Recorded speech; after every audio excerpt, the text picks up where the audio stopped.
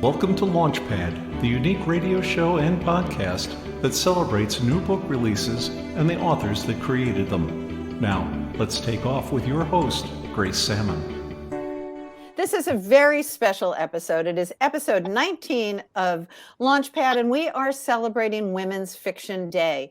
Women's Fiction Day actually was on June 8th. It was created by the Women's Fiction Writers Association and my friend and several of our friends, Sharon Ritchie. Today, to really talk about women's fiction, I'm being joined by Katharine Herndon from the James Rivers Writers, from Erika Lance from Horsemen Publishing, and one of my favorite podcasts, Drinking with Authors, Natalie Obando from the Women's National Book Association and the program within that she created called Authentic Voices. And last but not least, my partner in crime on the Launchpad series and in the Launchpad books, Mary Helen Sheriff. Welcome, everybody. Katharine was telling us how she got interested in story and writing and was mentioning she started back in high school, and that's where we kind of were. Great question. Why don't you answer that question, and then we'll jump in with the regular scheduled programming. Okay. So I feel like being involved with James River Writers is a little bit different than being involved in writing for myself, because James River Writers is all about community and supporting other writers who are looking for some inspiration, some knowledge, some uplift. And that's really become a passion of mine as far as helping people feel like they have the inspiration to keep going and feel like they have the support that they are interested in having. But now back to our regularly scheduled program. So this is Launchpad.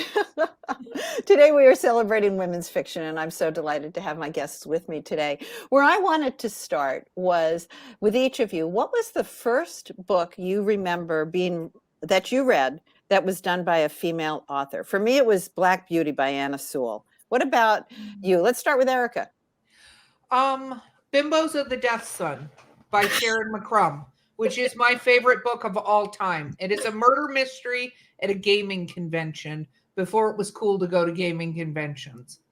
And you were 6 at the time? No, I was a little bit older, but it's a book that's stuck with me. And now all my friends send me the old copies. I have 7 different versions and 7 different covers of this book.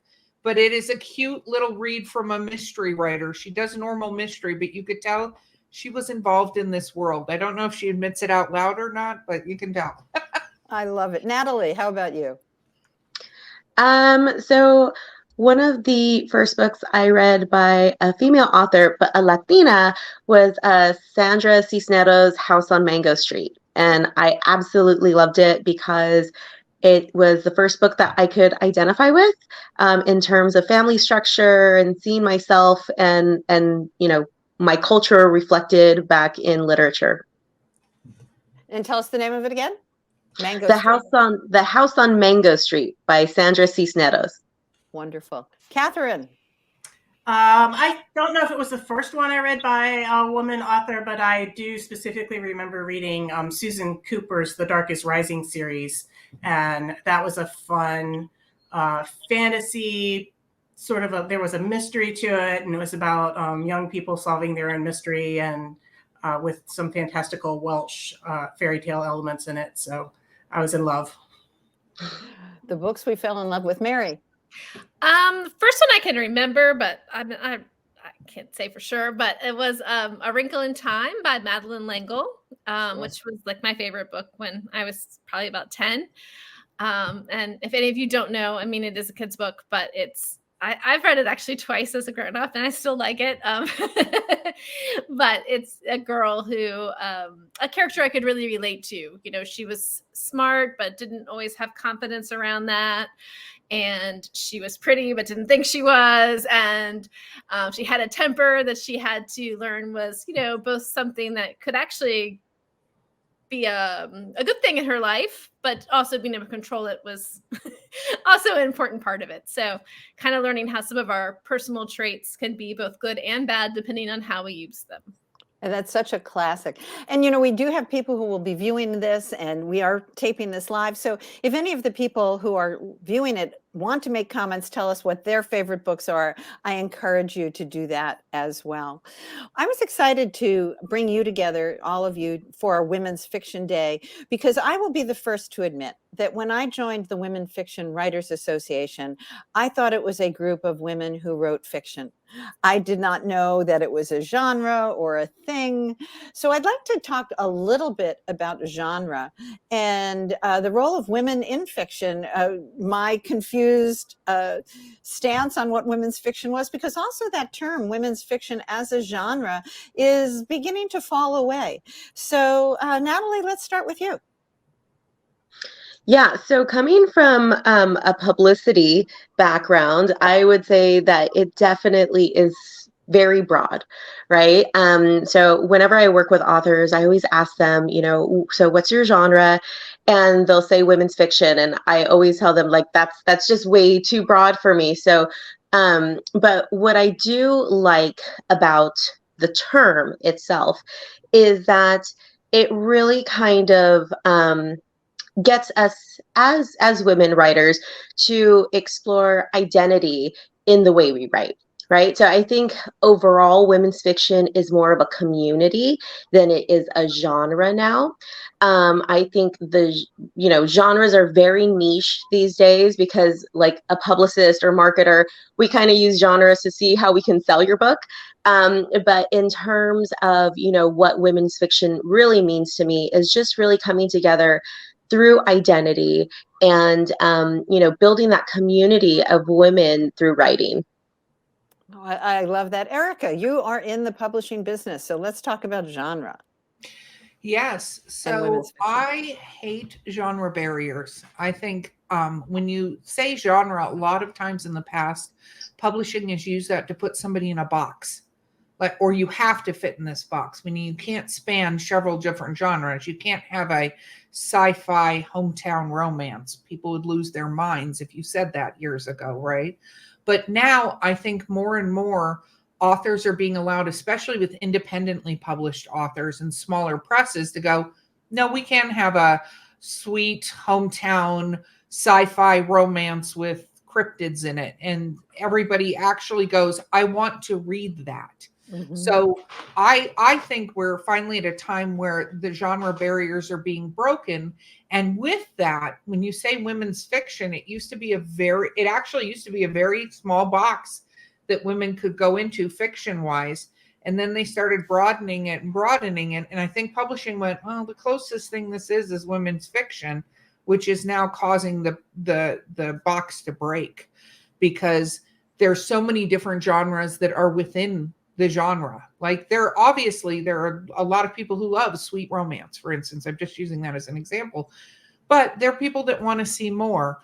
Or when you're talking about a life story, there's more historical fiction sometimes in a life story too, because as much as we'd love to write a biography about somebody, we don't know legitimately what they walked in and told Ma, Sally in the house. We have to sort of infer what kind of personality and make that up as we're going. So, I think that luckily it's becoming more of a group than a genre, and that genres are expanding. Thank you.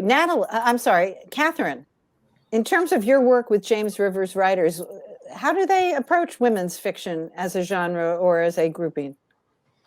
Well, we, for instance, when we do our conference, we try to offer broad ranges of things instead of drilling down quite so much into the genre.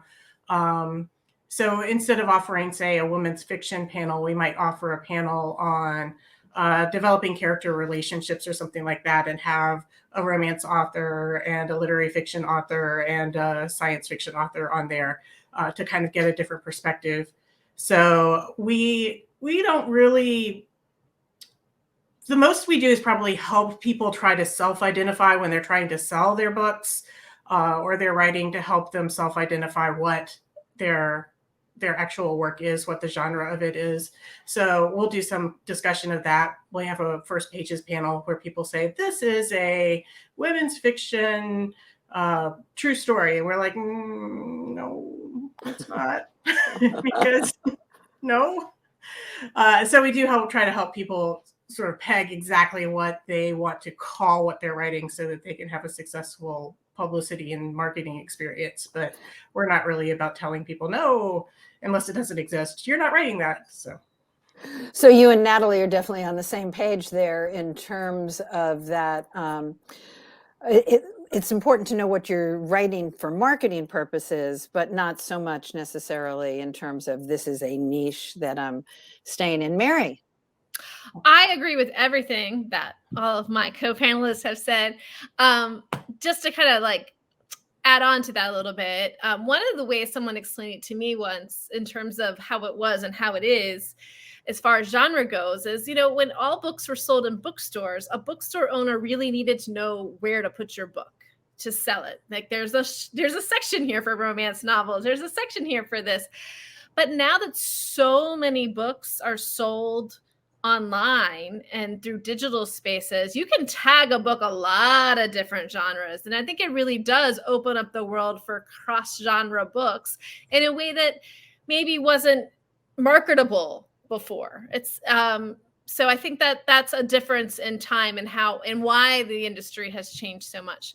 As far as women's fiction goes, I mean, I write women's fiction, so at least as it's been defined to me as an emotional journey of a female character through a novel, and that being the main point of it versus, you know, the romance or versus the mystery or whatever. But I get a little bit bugged by the idea that there isn't something called men's fiction. And that when men write books, it's for everybody. But if I write women's fiction, it's only for women.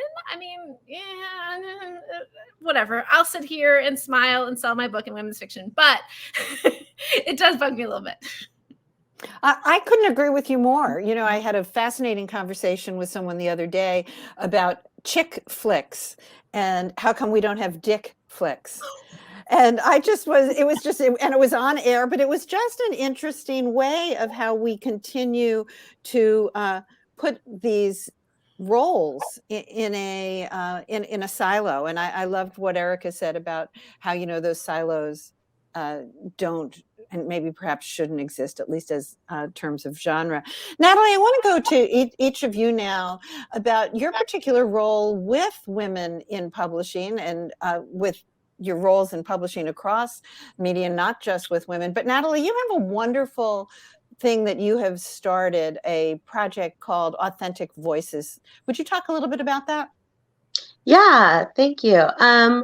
So Authentic Voices was something that we started because we saw a lack of diverse voices in publishing. And so diverse stories is really like what we focus on.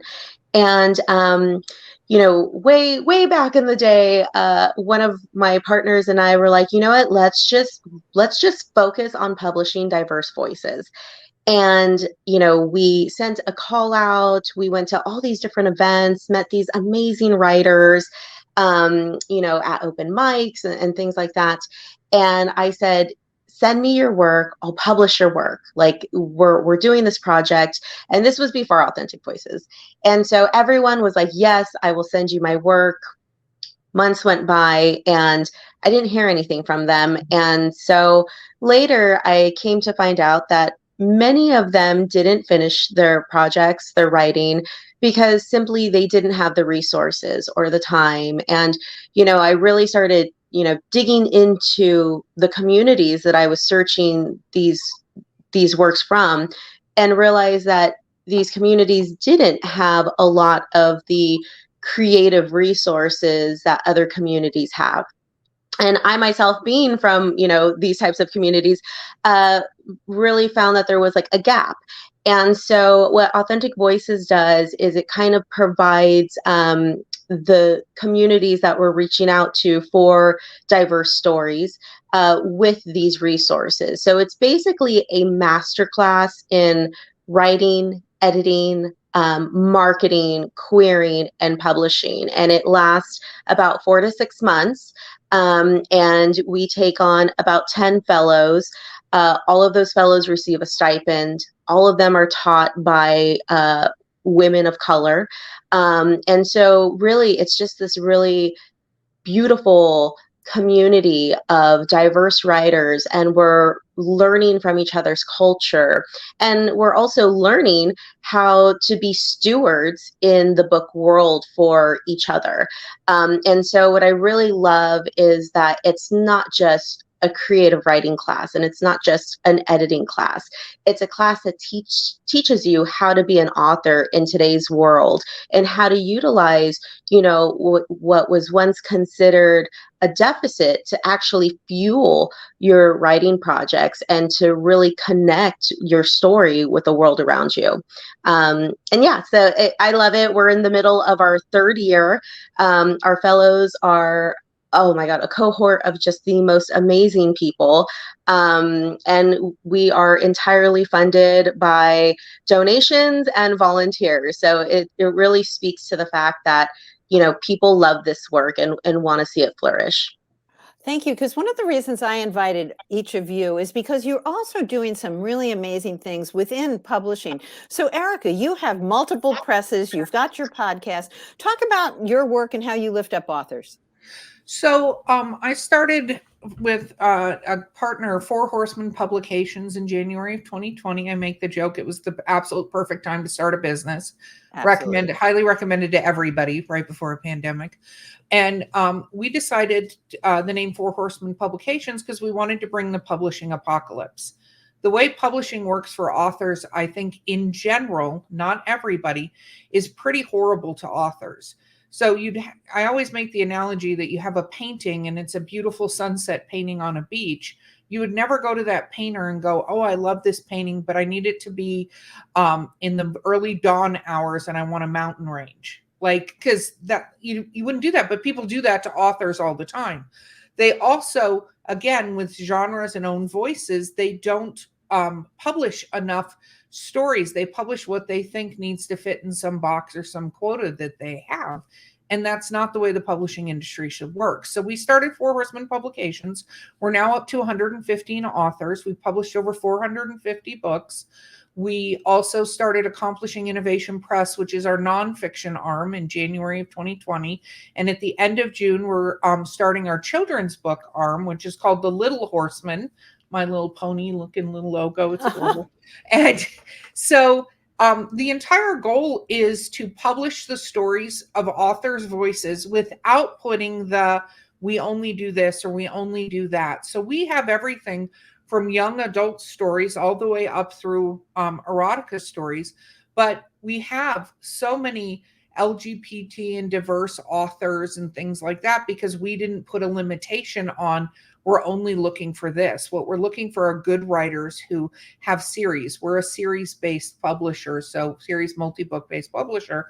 So you also get to be with us for the journey. We want to publish multiple books because that's how authors are successful, is multiple books generally.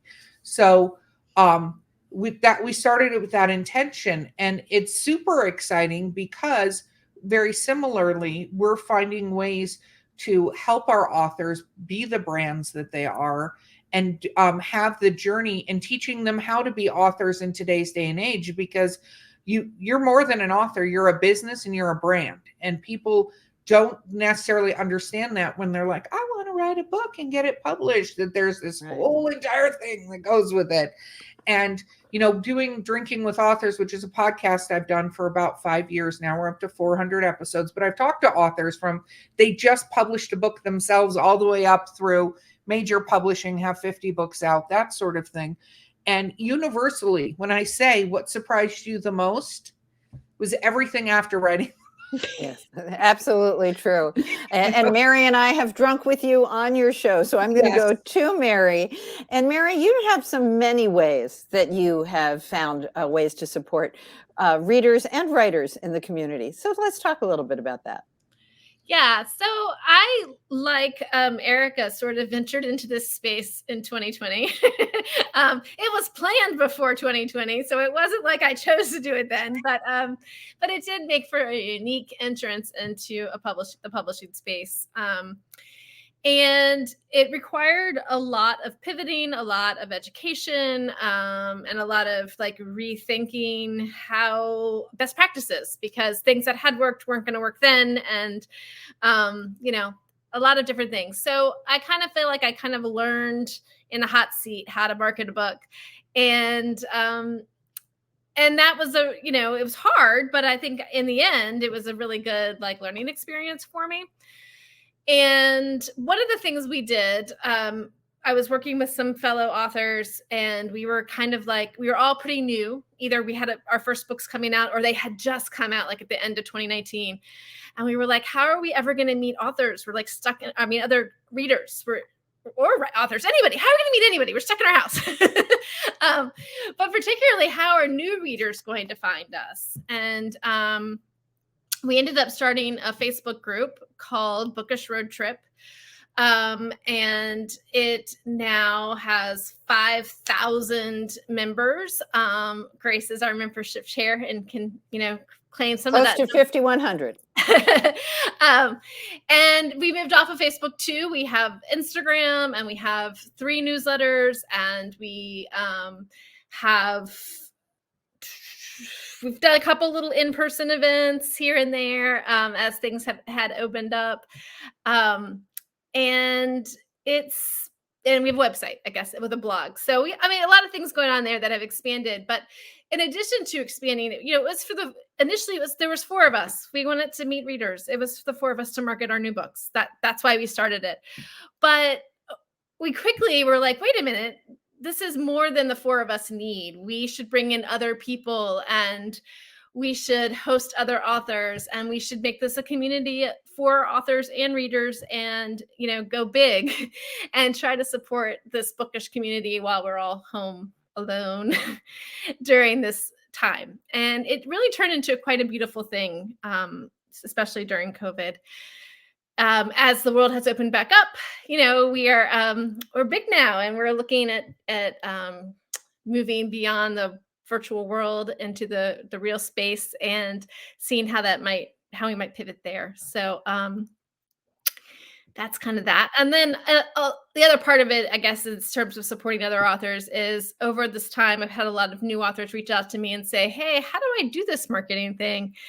And, started to give advice and help where I could. And then slowly over time, people were like, you should charge for this. And I was like, maybe I should. So I launched a little side business called Author Marketing Coach, and I help authors. You do indeed. And Katharine, one of the things that I'm drawn to is your constant talk about community and the importance of that. Would you expand a little bit more about how you support authors along the way? Sure. So James River Writers is a nonprofit. We're physically located in Richmond, Virginia, but during the pandemic, we put all of our programming online, and we now have about 12 to 13% of our membership is from outside of Virginia and enjoys meeting with us through online activities. So we have at least one free networking event per month that everybody is welcome to. Frequently it's online, and we do have a group that gets together in person as well. And we find that a lot of times people just show up because they're not exactly sure what James River Writers is, or they have some questions about writing, or they just want a friendly face who gets it when they say, this is really hard.